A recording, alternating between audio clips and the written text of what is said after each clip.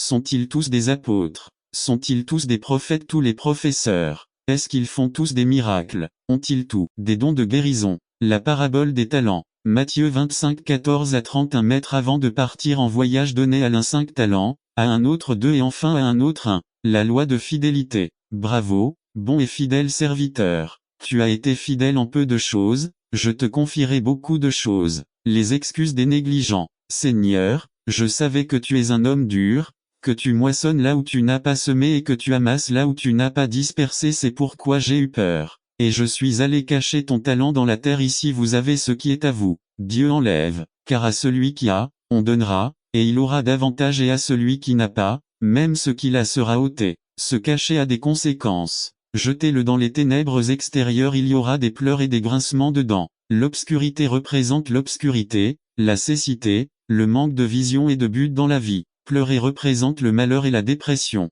Les grincements de dents représentent l'anxiété, la douleur, la souffrance et le désespoir. 1. Demandez à Dieu dans la prière de vous montrer quel est votre talent. Dieu lui en a donné un ou plusieurs, il peut vous les montrer. 2. Recherchez votre talent. 3. Mettez votre talent entre les mains de Dieu. 4. Travaillez sur votre talent. Demandez à Dieu la sagesse de le faire fonctionner au maximum de ses capacités. Conclusion. Dieu a aussi dit à Moïse de mettre sa main dans son sein, sa main est devenue lépreuse, ce qui arrive s'il a caché son talent. La Bible dit qu'un esprit oisif, une vie oisive sont l'atelier de Satan. Le bâton dévorait les serpents des magiciens, transformait l'eau en sang, ouvrait la mer Rouge, donnait de l'eau du rocher. Utilisez ce que Dieu vous a donné pour communiquer le message du salut. N'attendez pas qu'il soit trop tard. Devenez membre de la chaîne Today et bénéficiez de réconfort et de soutien dans les moments difficiles. Cliquez sur le lien dans la description de la vidéo. Mardi 9 avril 2024. Page 2. Type et figure de la Bible. Résumé. 4e sermon de la série Étudions la Bible. L'écriture est comparée à des éléments connus pour nous aider à comprendre comment elle fonctionne dans nos vies lorsque nous la lisons ou l'écoutons. Par Ralph Mandé. Type et figure de la parole de Dieu. L'écriture est constamment désespérée et commence même parfois à avoir une mauvaise opinion de Dieu et de leurs responsabilités envers le monde parce qu'ils sont très inquiets pour demain. Nous sommes tellement occupés à penser à nos défauts que nous oublions le propriétaire. Notre problème est que dans le grand comme dans le petit, l'inquiétude l'emporte parce que nous perdons de vue le propriétaire, nous oublions Dieu. Dieu Jésus connaît la nature humaine et sait à quel point nous sommes toujours enclins à nous inquiéter et à perdre de vue la vérité, aussi bien en période d'abondance qu'en période de manque. Une grande partie du chapitre 12 de Luc est consacrée au sujet abordé. À partir du verset 13, nous lisons. Quelqu'un de la foule lui demanda: Maître, dis à mon frère de partager l'héritage avec moi. Homme. Jésus répondit, qui m'a nommé juge ou arbitre parmi vous. Sois prudent, il a averti le peuple. Abstenez-vous de toute cupidité. La vie d'une personne ne dépend pas de l'abondance de ses biens. Depuis l'époque de Jésus, les frères se disputaient les héritages.